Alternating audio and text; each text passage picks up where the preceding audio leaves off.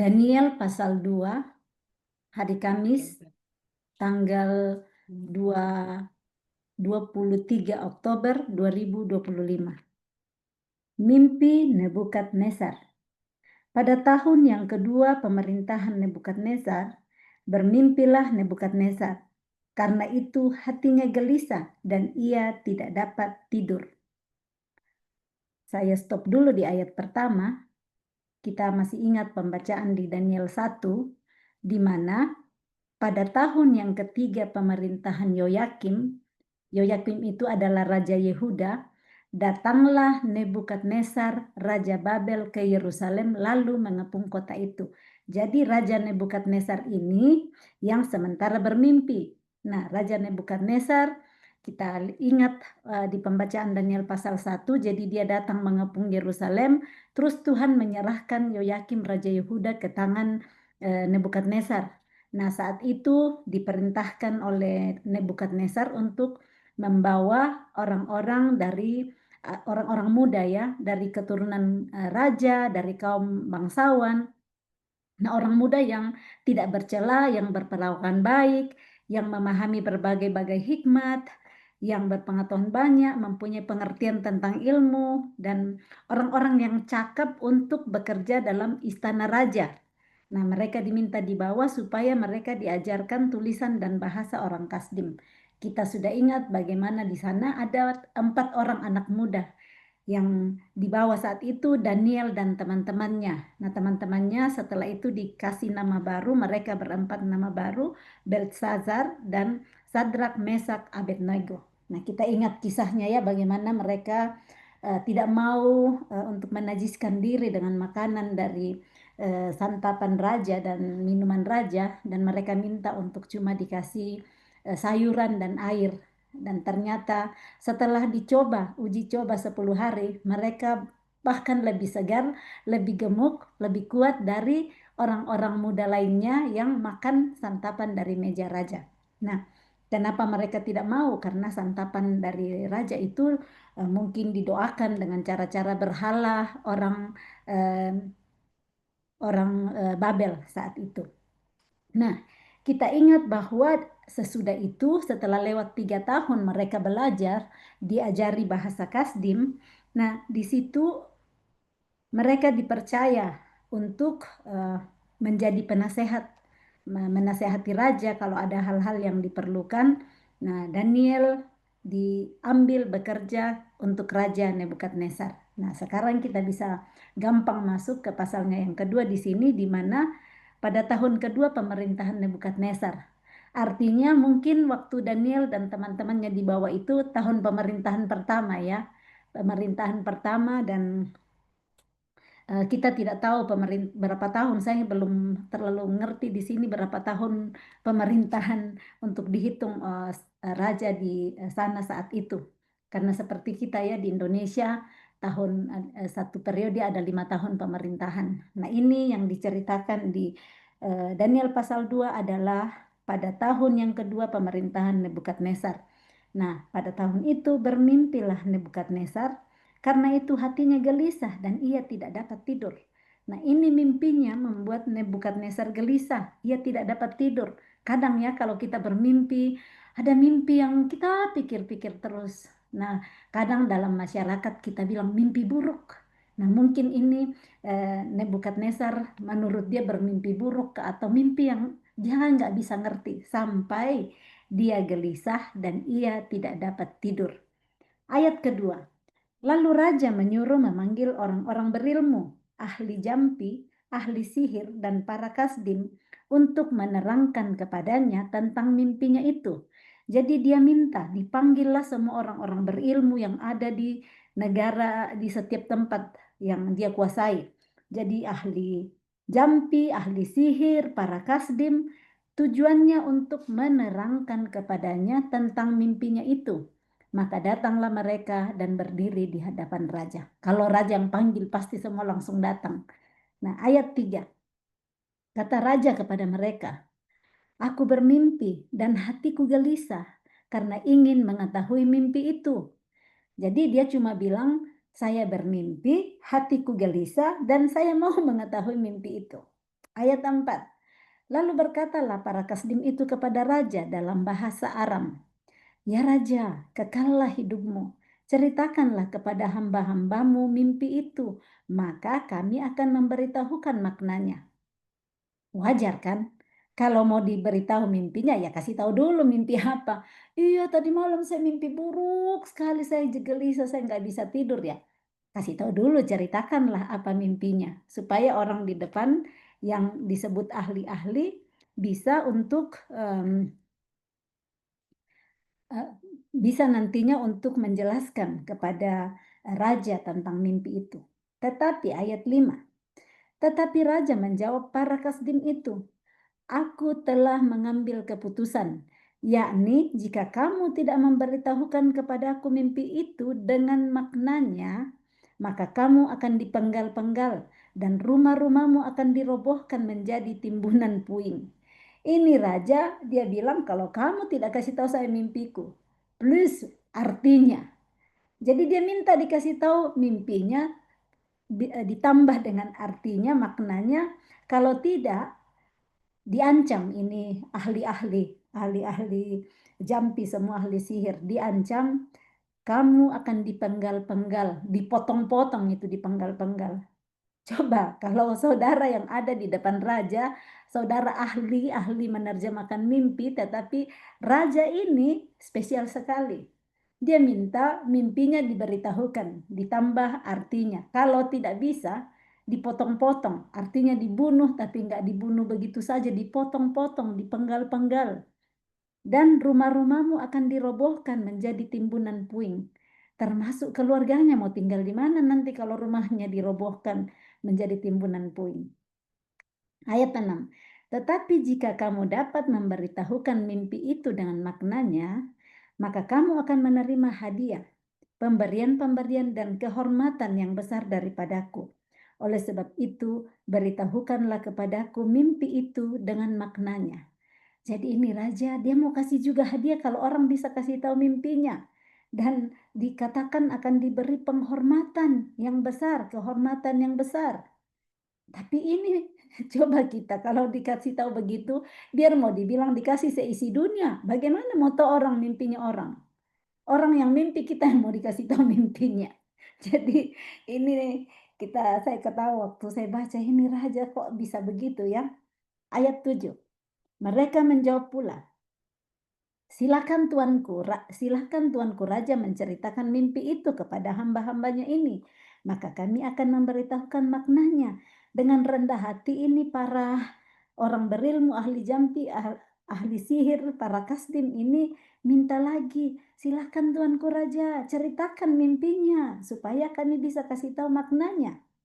Ayat 8, jawab raja, "Aku tahu benar-benar bahwa kamu mencoba mengulur-ngulur waktu karena kamu melihat bahwa aku telah mengambil keputusan." Jadi ini raja malah nuduh kepada ini orang-orang, kamu ini sengaja lagi ulur-ulur waktu karena kamu sudah tahu kan, kamu sudah tahu saya sudah ambil keputusan. Hanya dua, kamu kasih tahu saya mimpiku dan kamu kasih tahu artinya, dan ada dua pilihan, kamu dipenggal-penggal, rumahmu dihancurkan, atau kamu dapat hadiah, banyak sekali penghormatan. Saya tidak berganti pikiran. Ini Raja Nebukadnezar berkata demikian. Bagaimana itu orang di depan mendengar, ya kasihan, pasti ketar-ketir ketakutan. Karena bagaimana mungkin mau tahu mimpi orang? Dia yang bermimpi, kita ditanya apa mimpiku. Coba deh kalau anak kita bangun pagi-pagi, "Ma, Pa, saya mimpi tadi malam, kasih tahu saya mimpiku, Ma." Bagaimana kita mau tahu? Biar hebat bagaimana mamanya kalau mau ditanya mimpinya apa. Ayat yang ke-9.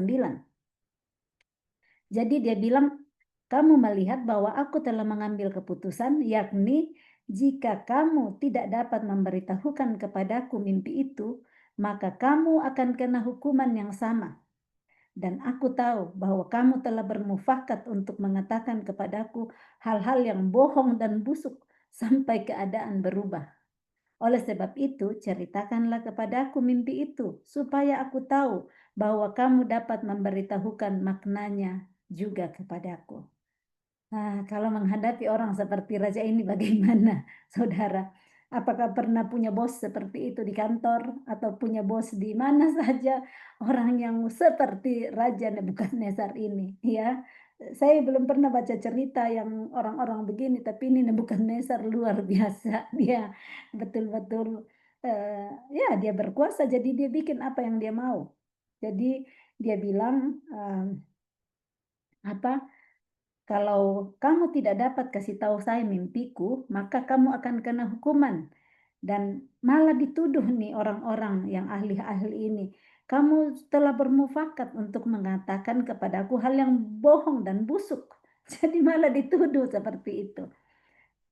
Jadi dikatakan, di ayat yang ke-10, para kasdim itu menjawab raja, "Tidak ada seorang pun di muka bumi ini, tidak ada seorang pun di muka bumi yang dapat memberitahukan apa yang diminta Tuanku Raja."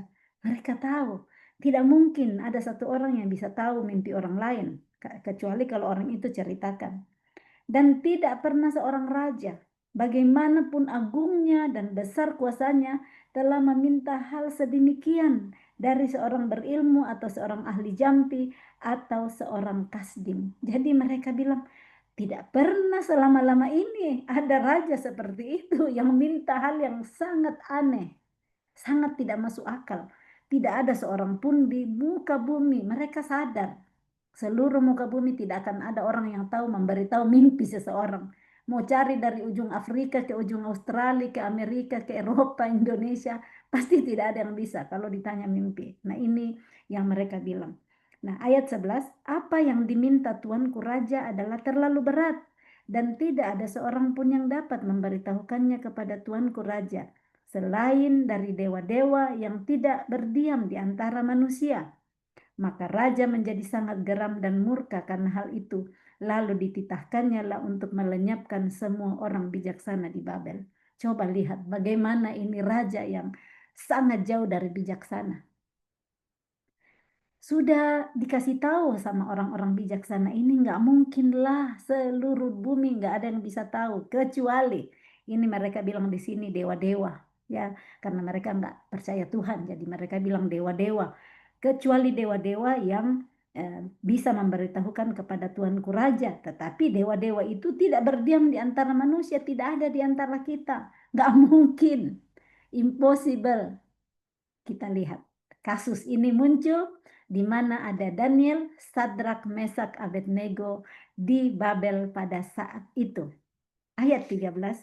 Ketika Tita dikeluarkan supaya orang-orang bijaksana dibunuh, maka Daniel dan teman-temannya pun terancam akan dibunuh. Jadi langsung tadi raja menjadi sangat geram, sangat murka. Dia langsung perintahkan semua orang bijaksana di Babel, sudah termasuk Daniel, Sadrak, Mesak, dan Abednego juga ada di dalam orang-orang bijaksana ini terancam akan dibunuh. Ini raja yang tidak berpikir panjang. Raja yang hanya pikir yang ada dia mau. Oh, di hatinya mau seperti itu. Jadi kalau saya sudah bilang begitu, tidak ada yang bisa mengganti saya. Kalau saya sudah bilang ceritakan mimpiku, nanti kamu ceritakan artinya, tidak ada yang bisa ganti dia. Seorang raja yang keras kepala. Seorang raja yang sombong, yang hanya merasa dia yang benar. Semua ahli-ahlinya, orang-orang bijaksana sudah bilang, semua kasih masukan ke dia, tidak diterima. Pernah nggak saudara lihat orang-orang seperti itu di hidup saudara? Ya mungkin nggak separah dari Nebukadnezar. Pernah nggak lihat orang yang, aduh, benar-benar mempertahankan semua yang dia mau, yang maunya saja yang jadi. Sekalipun orang sudah kasih nasihat, sudah dikasih tahu, tapi cuma dia yang benar, yang mempertahankan apa yang dia mau. Pernah lihat orang seperti itu? Kalau kita sendiri sadar ya, kalau kita mungkin yang ada di posisi itu, mungkin sama anak-anak, atau sama pasangan kita, atau sama siapa saja, kita bertindak seperti ini, bertobat hari ini supaya kita belajar dari Nebukadnezar yang membaca saja seperti ini kita gemas banget ya, karena kok ini minta yang nggak mungkin terus. mengambil keputusan dengan cepat untuk melenyapkan semua orang bijaksana di Babel. Dia nggak pikir siapa yang akan tolong nanti dia ke depan. Kalau semua sudah dibunuh, dia butuh orang-orang bijaksana untuk menasehati dia di dalam menjalankan pemerintahan. Nah, jadi di sini Daniel dan teman-temannya pun terancam akan dibunuh. Ayat 14. Lalu berkatalah Daniel dengan cerdik dan bijaksana kepada Ariok, pemimpin pengawal raja yang telah pergi untuk membunuh orang-orang bijaksana di Babel itu. Katanya kepada Ariok, pembesar raja itu, mengapa titah yang begitu keras ini dikeluarkan oleh raja? Lalu Ariok memberitahukan hal itu kepada Daniel.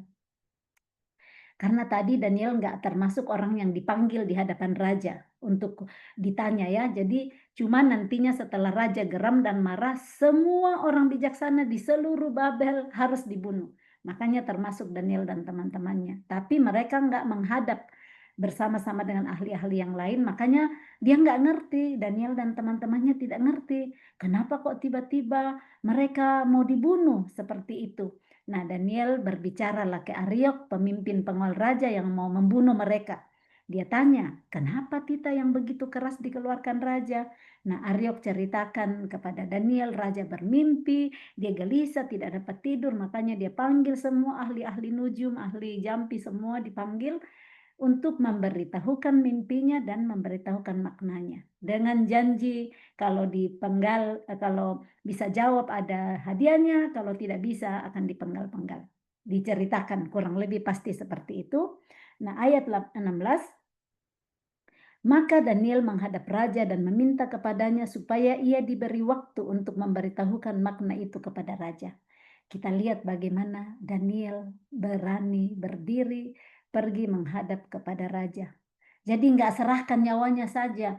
Saya tidak tahu di sini apakah sudah ada orang bijaksana yang dibunuh oleh Ariok dan pasukannya sebelum mereka ketemu Daniel dan teman-temannya. Tetapi Daniel berani, dia bijaksana. Dia bertanya kepada Ariok. Yang lain mungkin ya cuma ketakutan aja dan langsung dipenggal-penggal. Nggak disebut di sini apakah sudah ada yang dipenggal.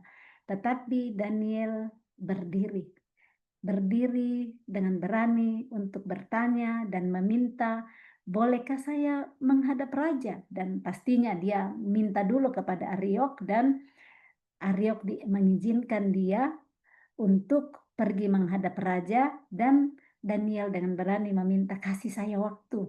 Nah, kadang ada pemimpin-pemimpin gak memberi waktu kepada orang-orang di bawahnya. Kasihlah waktu orang berpikir.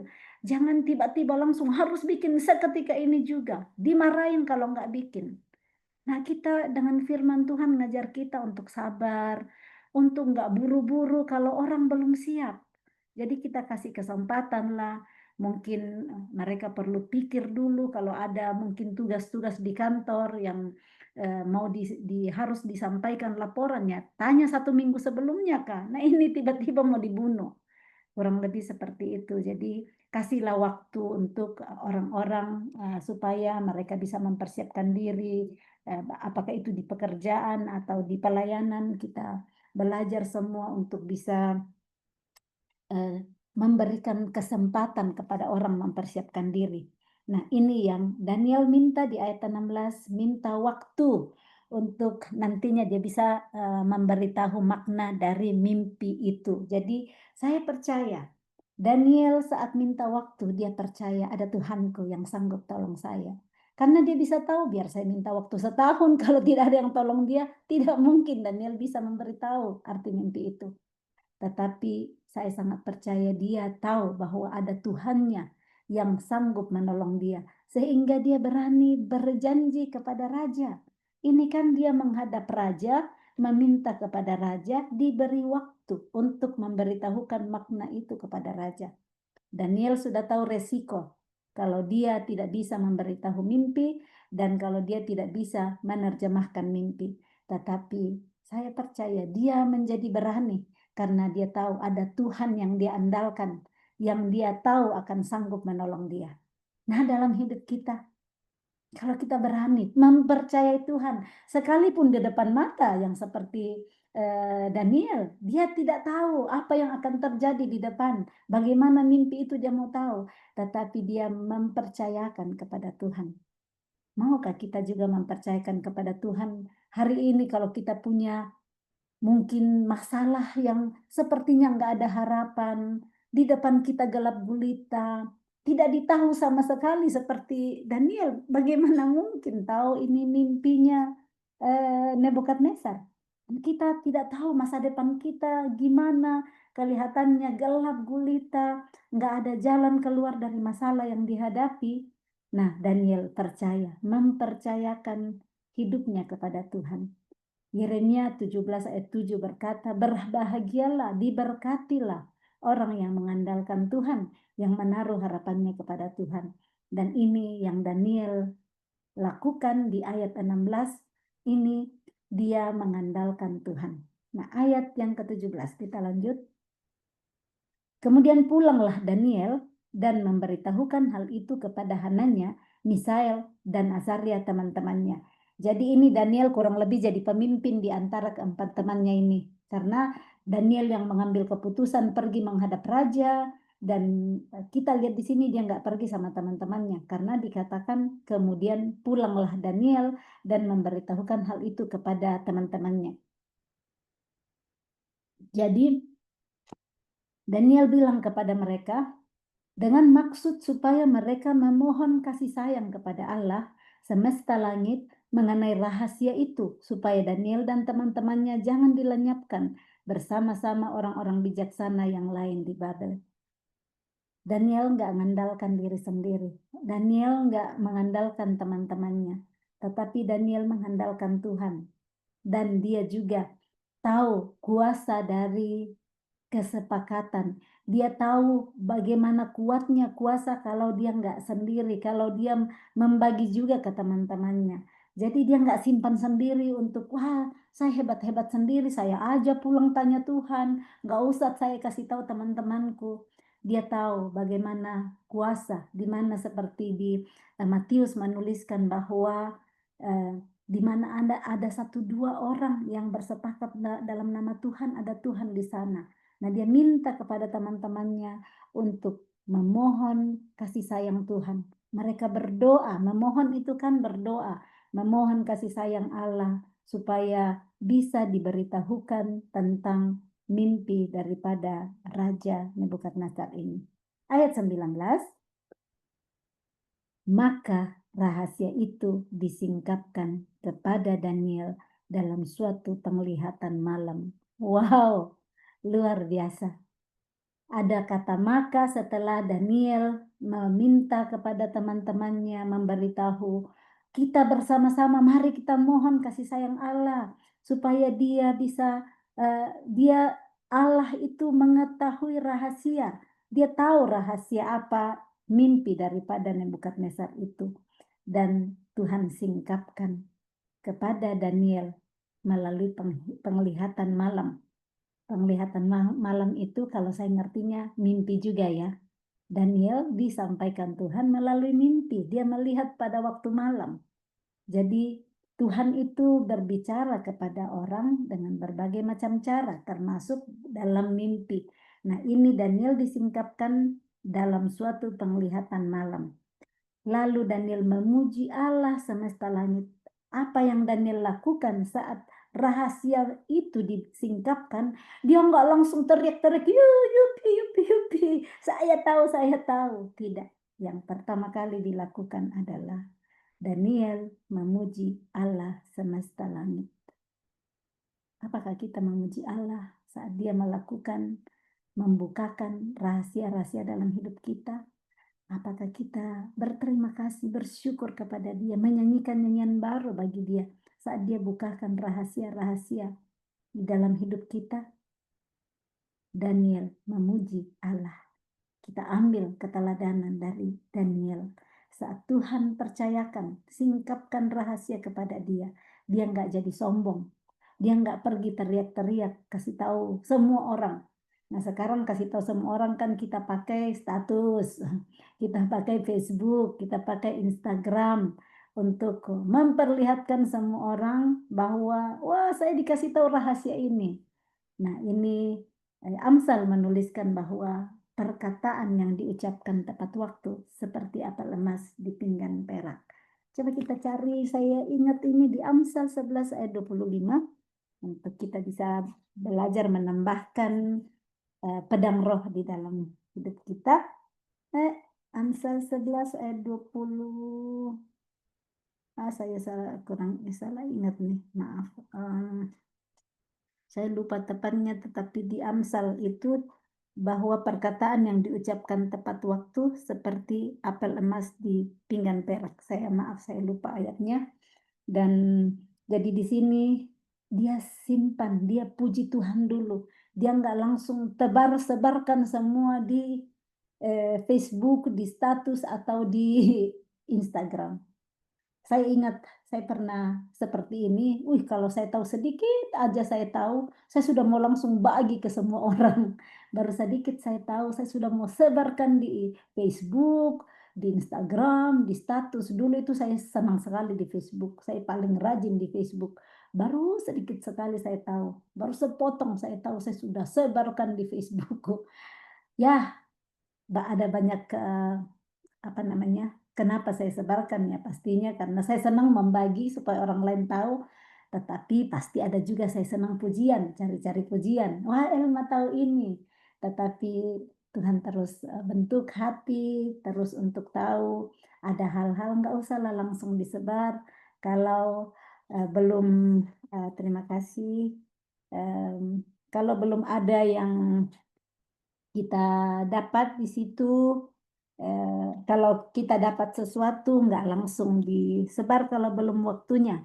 Karena kalau kita terlalu buru-buru mungkin belum waktunya, Tuhan yang tahu kapan memberitahu kita, jadi kita perlu tahu bahwa kapan ya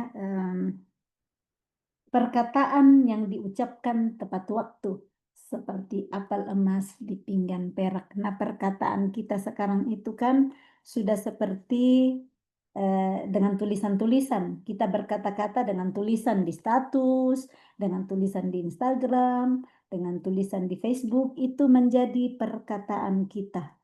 Nah, kita lihat bagaimana cara Daniel saat dipercaya disingkapkan rahasia. Dia memuji Tuhan. Lanjut ayat 20. Berkatalah Daniel, terpujilah nama Allah dari selama-lamanya sampai selama-lamanya. Inilah pujian Daniel. Terpujilah nama Allah dari selama-lamanya sampai selama-lamanya. Sebab daripada dialah hikmat dan kekuatan. Dia mengubah saat dan waktu. Dia memecat raja dan mengangkat raja. Dia memberi hikmat kepada orang bijaksana dan pengetahuan kepada orang yang berpengertian. Dialah yang menyingkapkan hal-hal yang tidak terduga dan yang tersembunyi. Dia tahu apa yang ada di dalam gelap dan terang ada padanya. Ya Allah nenek moyangku, kupuji dan kumuliakan Engkau, sebab Engkau mengaruniakan kepadaku hikmat dan kekuatan, dan telah memberitahukan kepadaku sekarang apa yang kami mohon kepadamu. Engkau telah memberitahukan kepada kami hal yang dipersoalkan Raja. Daniel memuji Tuhan semesta alam yang dia tahu dialah yang sanggup mengubah waktu, Tuhan yang sanggup mengubah saat, Tuhan yang bisa memecat raja dan mengangkat raja, Tuhan yang memberi hikmat dan kepada orang bijaksana, memberi pengetahuan kepada orang yang berpengertian. Dia yang sanggup menyingkapkan hal-hal yang tidak terduga dan yang tersembunyi.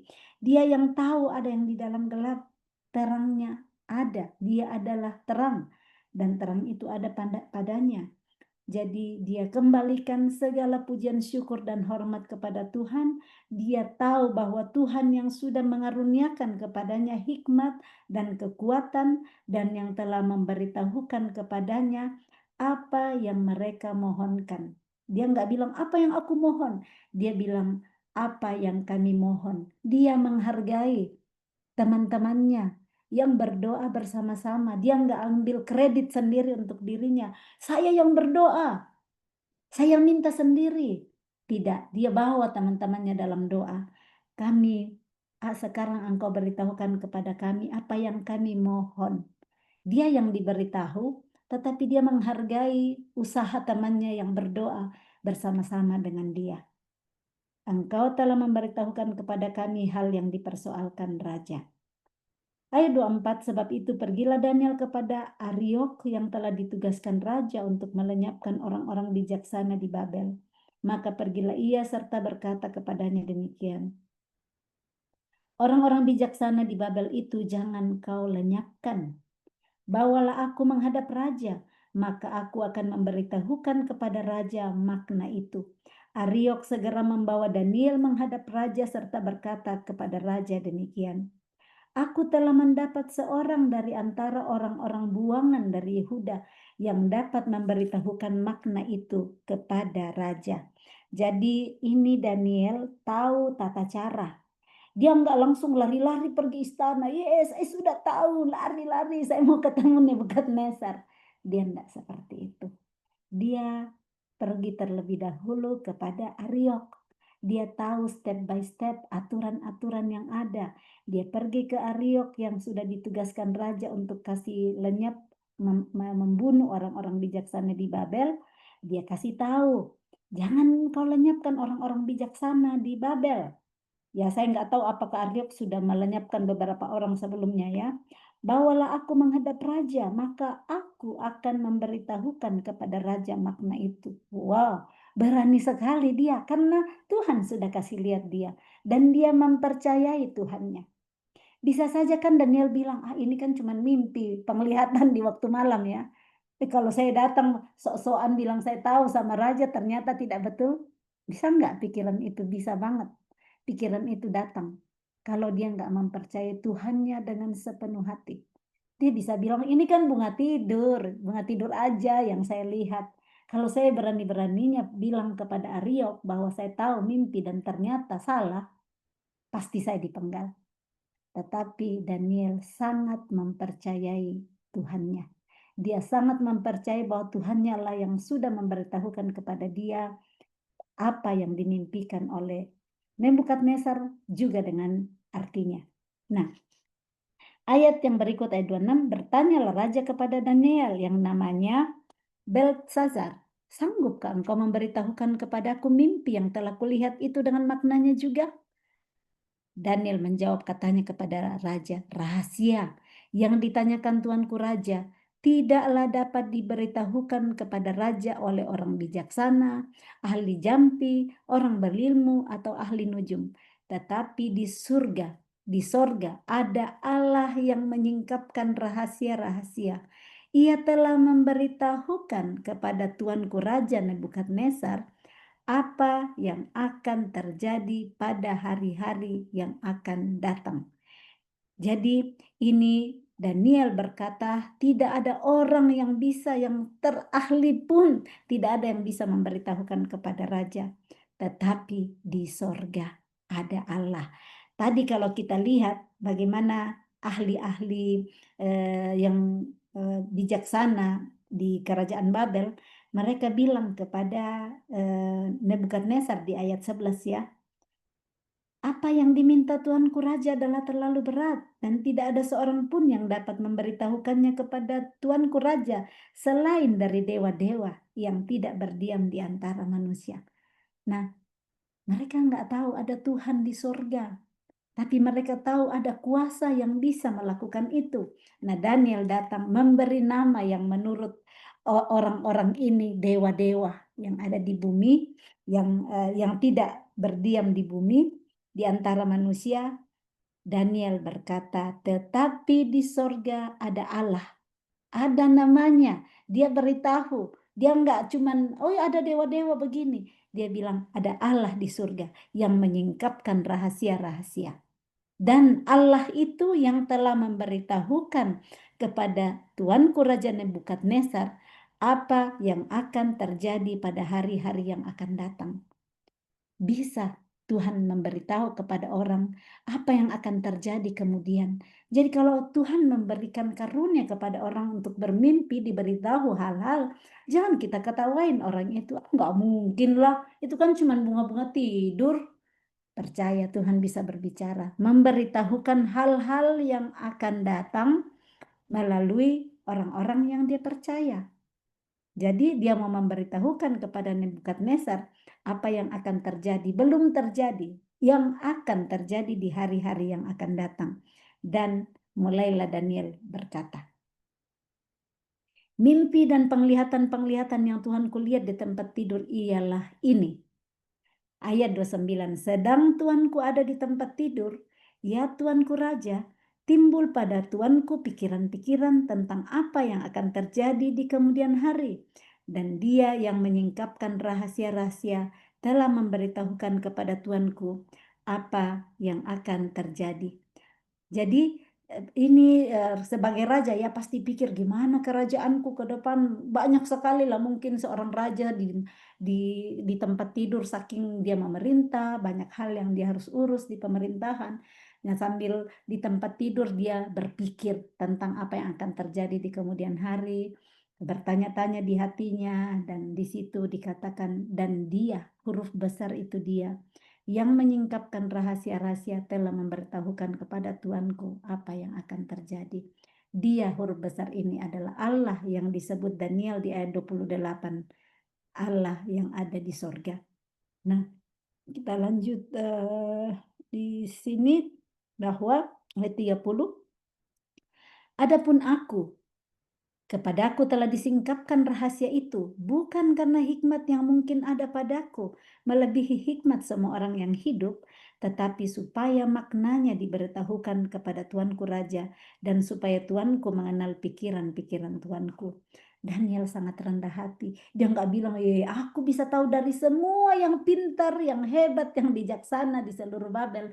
Aku nih satu-satunya yang bisa. Dia tidak punya pikiran menyombongkan diri. Dia tidak punya pikiran mengangkat dirinya.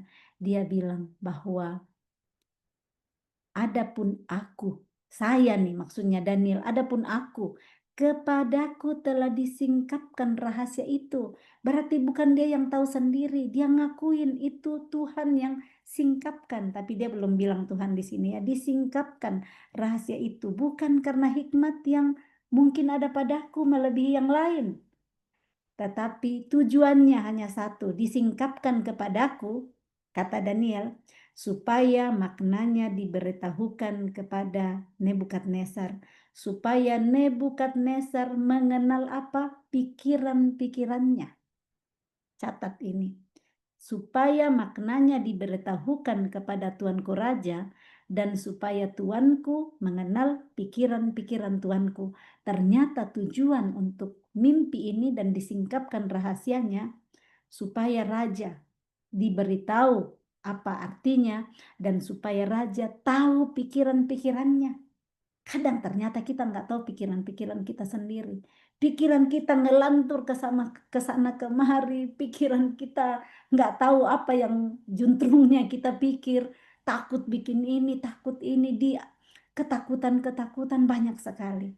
Nah, kita perlu tanya Tuhan, singkapkan apa yang ada di pikiranku supaya kalau nggak seperti pikiran Tuhan segera pisahkan.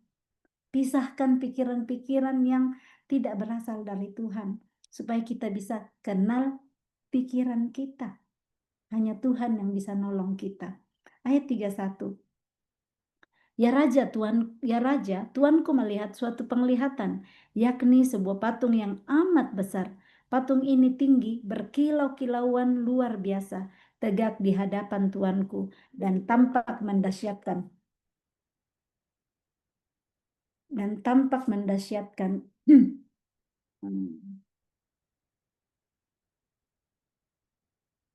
Adapun patung itu, kepalanya dari emas tua, dada dan lengannya dari perak, perut dan pinggangnya dari tembaga, sedang pahanya dari besi, dengan kakinya sebagian dari besi, dan sebagian lagi dari tanah liat. Sementara tuanku melihatnya, terungkit lepas sebuah batu tanpa perbuatan tangan manusia, lalu menimpa patung itu. tepat pada kakinya yang dari besi dan tanah liat itu, sehingga remuk. Maka dengan sekaligus diremukkannya lah juga besi, tanah liat, tembaga, perak, dan emas itu. Dan semuanya menjadi seperti sekam di tempat pengirikan pada musim panas. Lalu angin menghembuskannya sehingga tidak ada bekas-bekasnya yang ditemukan. Tetapi batu yang menimpa patung itu menjadi gunung besar yang memenuhi seluruh bumi. Jadi Daniel mulai memberitahu mimpi apa yang Nebukadnezar lihat di dalam penglihatannya pada waktu itu. Sebuah patung yang amat besar, tinggi, berkilau-kilauan luar biasa, yang tegak berdiri di hadapan Tuan Raja, yang menurut Daniel dia panggil Tuanku, dan tampak mendasyatkan. Jadi patung itu kepalanya dari emas tua, dada dan lengannya dari perak, perut dan pinggangnya dari tembaga. Nah, pahanya dari besi dengan kakinya, sebagian dari besi, sebagian lagi dari tanah liat. Jadi sementara Nebukadnezar melihat, dia melihat lagi terungkit lepas sebuah batu tanpa perbuatan tangan manusia. Nggak ada yang sentuh-sentuh, ada sebuah batu yang terungkit lepas, lalu menimpa patung itu di tepat pada kakinya yang dari besi dan tanah liat. Jadi nggak menimpa kepala, nggak menimpa badan, tangan semua, tetapi menimpa kakinya yang terbuat dari besi dan tanah liat, sehingga remuk. Maka dengan sekaligus diremukkannya lah juga besi, tanah liat, tembaga, perak, dan emas itu, dan semuanya menjadi seperti sekam di tempat pengirikan di musim panas. Kalau kaki yang sudah dihancurkan dulu ya, nggak bisa berdiri tuh sekuat apapun itu, kepala di atas, kalau kakinya hancur di bawah akan roboh lah semua. Nah, kalau misalnya kepala yang dihancurkan, mungkin masih bisa tinggal sepotong dari perut ke bawah ya, tapi ini kakinya yang dikena batu jadi hancur semua, yang lain roboh dan tidak ada berkas-berkasnya lagi karena angin menghembuskannya. Nah, batu yang menimpa patung itu menjadi gunung besar yang memenuhi seluruh bumi. Penglihatan, makanya ini Nebukadnezar ya sangat bingung karena wah, ini batu yang dia lihat menjadi gunung yang besar yang memenuhi seluruh bumi. Bagaimana besarnya itu kalau seluruh bumi yang ditutupi dengan gunung besar. Ayat 36. Itulah mimpi Tuanku, dan sekarang maknanya akan kami katakan kepada Tuanku Raja. Permintaan pertama sudah selesai ya. Permintaan pertama dia mau, Nebukadnezar mau mimpinya diberitahukan. Sekarang Daniel bilang artinya yang akan dikasih tahu. Artinya, maknanya akan kami katakan kepada Tuanku Raja. Ayat 37. Ya Tuanku Raja, Raja segala raja, yang kepadanya oleh Allah semesta langit telah diberikan kerajaan, kekuasaan, kekuatan, dan kemuliaan, dan yang ke dalam tangannya telah diserahkannya anak-anak manusia, dimanapun mereka berada, binatang-binatang di padang dan burung-burung di udara, dan yang dibuatnya menjadi kuasa atas semuanya itu. Tuankulah kepala yang dari emas itu. Tetapi sesudah Tuanku akan muncul suatu kerajaan lain yang kurang besar dari kerajaan Tuanku. Kemudian suatu kerajaan lagi, yakni yang ketiga dari tembaga, yang akan berkuasa atas seluruh bumi. Sesudah itu akan ada suatu kerajaan yang keempat, yang keras seperti besi, tepat seperti besi yang meremukkan dan menghancurkan segala sesuatu, dan seperti besi yang menghancur luluhkan. Maka kerajaan ini akan meremukkan dan menghancur luluhkan semuanya. Dan seperti Tuanku lihat, kaki dan jari-jarinya sebagian dari tanah liat tukang periuk dan sebagian lagi dari besi. Itu berarti bahwa kerajaan itu terbagi. Memang kerajaan itu juga keras seperti besi. Sesuai dengan yang Tuanku lihat, besi itu bercampur dengan tanah liat. Tetapi sebagaimana jari-jari kaki itu sebagian dari besi dan sebagian lagi dari tanah liat, demikianlah kerajaan itu akan menjadi keras sebagian dan rapuh sebagian. Seperti Tuanku lihat besi bercampur dengan tanah liat itu berarti mereka akan bercampur oleh perkawinan, tetapi tidak akan merupakan satu kesatuan, seperti besi tidak dapat bercampur dengan tanah liat. Ayat 44, tetapi pada zaman raja-raja, Allah semesta langit akan mendirikan suatu kerajaan yang tidak akan binasa sampai selama-lamanya, dan kekuasaan tidak akan beralih lagi kepada bangsa lain. Kerajaan itu akan meremukkan segala kerajaan dan menghabisinya, tetapi kerajaan itu sendiri akan tetap untuk selama-lamanya. Tepat seperti yang Tuanku lihat, bahwa tanpa perbuatan tangan manusia, sebuah batu terungkit lepas dari gunung dan meremukkan besi, tembaga, tanah liat, perak, dan emas itu, Allah yang Maha Besar telah memberitahukan kepada Tuanku Raja apa yang akan terjadi di kemudian hari. Mimpi itu adalah benar dan maknanya dapat dipercayai. Dengan penuh percaya diri, Daniel memberitahukan mimpi dan arti mimpi Nebukadnezar. Kenapa dia bisa percaya diri begitu?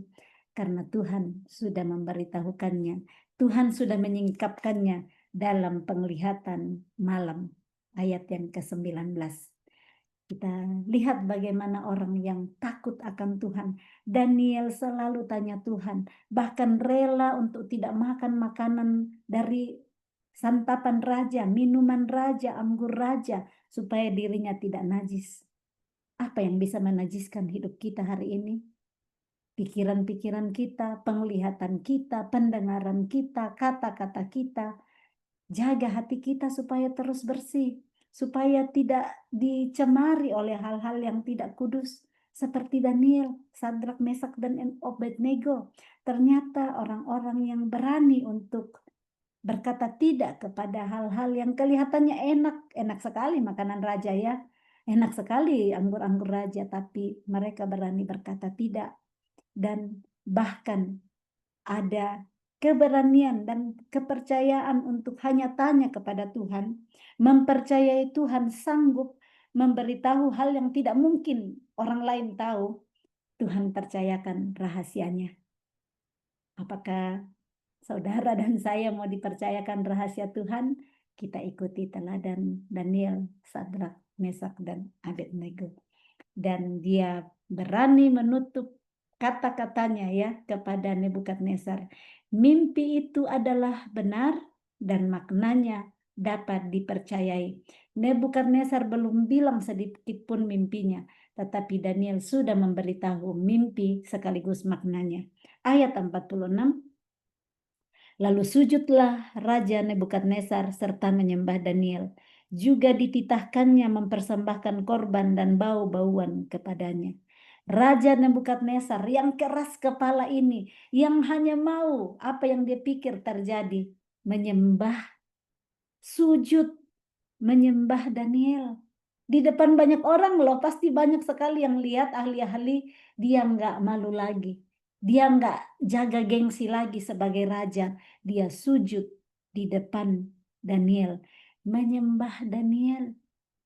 Dia tahu ini Daniel orang muda yang dia bawa 3 tahun lalu itu, diajarin bahasa Kasdim, dilatih untuk bekerja kepada dia. Sekarang dia sujud menyembah kepada Daniel. Kenapa? Karena ada Allah yang berkuasa di dalam Daniel yang bisa menyingkapkan rahasia mimpi daripada Nebukadnezar.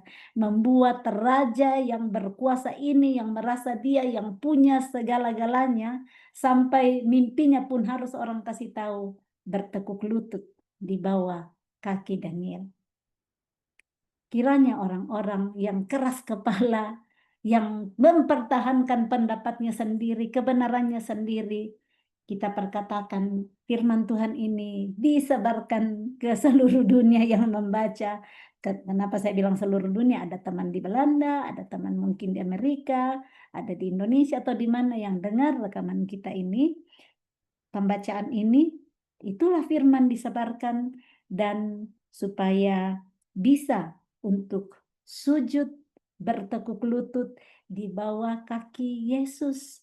Karena di bawah kaki Yesus inilah Yesus yang punya kuasa Yesus yang sudah mati dan bangkit mengalahkan maut, supaya semua lutut bertelut, semua lidah mengaku bahwa hanya Dia satu-satunya jalan dan kebenaran dan hidup. Kita lanjut, saya ulang kembali, lalu sujudlah Raja Nebukadnezar serta menyembah Daniel, juga dititahkannya mempersembahkan korban dan bau-bauan kepadanya. Bahkan diperintahkan dia dipersembahkan korban, kan selama ini dia persembahkan korban kepada dewa-dewanya. Dia persembahkan, dia melihat Daniel seperti dewa di depannya. Jadi dia suruh persembahkan juga korban dan bau-bauan kepada Daniel.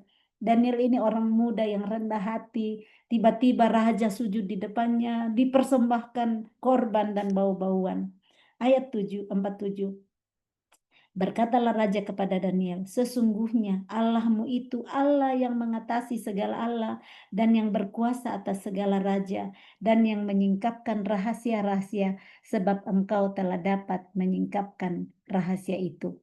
Lalu raja memuliakan Daniel, dianugerahinya lah dengan banyak pemberian yang besar dan dibuatnya dia menjadi penguasa atas seluruh wilayah Babel dan menjadi kepala semua orang bijaksana di Babel.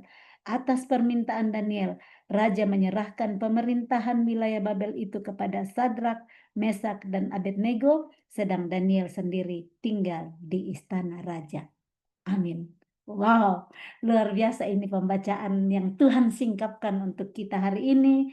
Bagaimana seorang Daniel dan teman-temannya yang taat kepada Tuhan, yang rela tidak menajiskan dirinya dengan cara-cara hidup yang enak-enak dengan orang-orang di sekitarnya. Mereka dipercaya Tuhan, disingkapkan rahasia yang tidak ada orang lain bisa tahu. Hanya karena mereka taat, tunduk, rendah hati kepada Tuhan, dan percaya total kepada Tuhan. Dan Tuhan dimuliakan lewat ketaatan Daniel, kerendahan hati Daniel. Raja di sini berkata, sesungguhnya Allahmu itu Allah yang mengatasi segala Allah, yang berkuasa atas segala raja. Padahal selama ini dia kira dia yang paling besar di atas raja. Dia bisa taklukkan Yerusalem. Dia bawa Yoyakim. Dan dia sekarang mengakui, dari mulutnya mengakui Allah yang berkuasa atas segala raja, artinya dia masuk di dalamnya. Masuk juga Nebukadnezar di dalam raja itu yang menyingkapkan rahasia-rahasia. Sebab Daniel menyingkapkan rahasia itu yang Tuhan sudah bukakan. Kita bisa lihat di sini bagaimana Allah sanggup untuk menyingkapkan rahasia-rahasia melalui orang-orang yang dia percayai. Rahasia apapun ternyata tidak ada yang bisa tersembunyi di hadapan Tuhan. Yang mustahil seperti yang dialami oleh Daniel dan orang-orang bijaksana di Babel, Tuhan bisa singkapkan. Kalau kita pelajari di sini, kok bisa ada ya Nebukadnezar punya pikiran segitu-gitunya, minta mimpinya dikasih tahu, minta dikasih maknanya. Untuk dikasih tahu maknanya oke lah, tapi dikasih tahu apa mimpinya itu yang impossible. Tetapi saya pelajari di sini, Tuhan itu bisa memunculkan kasus-kasus yang luar biasa yang sepertinya nggak bisa kita handle. Karena Tuhan mau memuliakan namanya. Kalau nggak ada kasus seperti ini muncul, kalau Nebukadnezar datang bilang, saya bermimpi lihat patung, kepalanya begini, tangannya begini, kakinya begini, dadanya begini. Ahli-ahli jampi, ahli-ahli sihir, orang berilmu, orang kasdim di kerajaannya mungkin bisa untuk menerjemahkan. Tuhan tidak dimuliakan. Tetapi ini Nebukadnezar bikin yang sangat berbeda supaya Tuhan bisa memakai orang seperti Daniel yang mau cari dia untuk nantinya dipercayakan, disingkapkan rahasia itu supaya nantinya Tuhan dimuliakan. Bahkan Nebukadnezar tunduk di bawah menyembah Daniel dan Daniel dimuliakan oleh raja. Ayat 48, lalu dan raja memuliakan Daniel. Saat kita rendah hati, Tuhan yang angkat kita. Nggak usah cari-cari dimuliakan. Nah, ada di dalam hidup kadang kita mau cari-cari dipuji orang, kadang kita mau dihargai orang, nggak mau kalau kita ditaruh duduk di belakang, nggak mau kalau kita disingkirkan, ditaruh di tengah-tengah, maunya duduk di depan. Kalau nggak ditaruh di depan merasa tersinggung, marah-marah. Apalagi kalau merasa punya posisi baru ditaruh di belakang, udah langsung tersinggung, langsung pulang kalau ada pesta atau ada acara-acara ya. Nggak usah cari-cari tempat, nggak usah cari nama. Tuhan yang sanggup mengangkat dan memuliakan seperti Daniel kalau kita rendah hati. Dianugerahi banyak pemberian yang besar, bahkan Daniel diangkat menjadi penguasa atas seluruh wilayah Babel. Penguasa nih atas seluruh wilayah Babel dan menjadi kepala semua orang bijaksana. Lihat ini, penguasa atas seluruh wilayah Babel, kurang lebih seperti Yusuf ya saat dipercaya oleh Firaun. Dia menguasai seluruh wilayah Babel dan menjadi kepala semua orang bijaksana di Babel. Jadi orang bijaksana seluruhnya di Babel, Daniel yang mengepalai. Daniel ketuanya. Tuhan mempercayakan, mengangkat dia tinggi-tinggi karena dia rendah hati dan mau taat kepada Tuhan. Tetapi Daniel tidak egois. Dia nggak cuma mikir dirinya sendiri. Ayat 49 atas permintaan Daniel. Dia minta raja menyerahkan pemerintahan wilayah Babel itu kepada Sadrak, Mesak, dan Abednego, sedang Daniel sendiri tinggal di istana raja. Dia nggak maruk, nggak rakus. Dia nggak rakus untukku peluk semua. Kan biasa kalau sudah punya, mau peluk semua, ambil semua yang dianugerahkan raja, dia jadi penguasa atas seluruh Babel. Dia nggak ambil semua. Dia serahkan, dia minta izin ke raja untuk memberikan semua wilayah pemerintahan yang seluruh Babel tadi yang dipercaya kepada dia untuk dikuasai, diberikan kepada Sadrak, Mesak, dan Abednego. Dan Daniel sendiri tinggal di dalam istana, dia tetap mengepalai semua orang bijaksana, dia dipercaya raja di istananya, tetapi dia bagi-bagi hasil itu yang diberikan kepadanya, dia berikan juga kepada teman-temannya. Oh, amin. Sangat terberkati dengan pembacaan firman Tuhan. Bagaimana Tuhan pakai Daniel, bagaimana hal yang tidak mungkin sekali bisa disingkapkan, tetapi bagi Tuhan tidak ada yang mungkin. Tidak ada yang tidak mungkin. Ingat pembacaan kita kemarin, Markus 9 ayat 23, Tuhan bilang, tidak ada yang mustahil bagi orang yang percaya. Yesus yang bilang ya kepada ayah dari seorang anak yang kerasukan roh jahat sehingga dia menjadi bisu. Dan Yesus bilang tidak ada yang mustahil bagi orang yang percaya. Seperti itulah yang dialami oleh Daniel hari ini yang kita baca.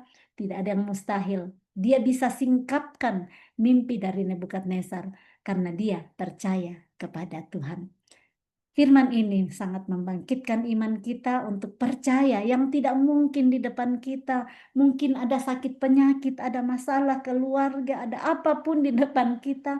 Tuhan mau bangkitkan iman kita untuk percaya seperti Daniel yang tidak mungkin orang seahli apapun di seluruh Babel nggak bisa singkapkan. Tetapi Tuhan sanggup. Tidak ada yang Tuhan tidak bisa handle. Yang ada dalam hidup kita pun tidak ada yang Tuhan tidak bisa handle. Percaya saja, taat saja kepada perintahnya, dan kita percaya waktunya Tuhan namanya dimuliakan lewat kehidupan kita. Salam kasih, Tuhan Yesus memberkati. Shalom.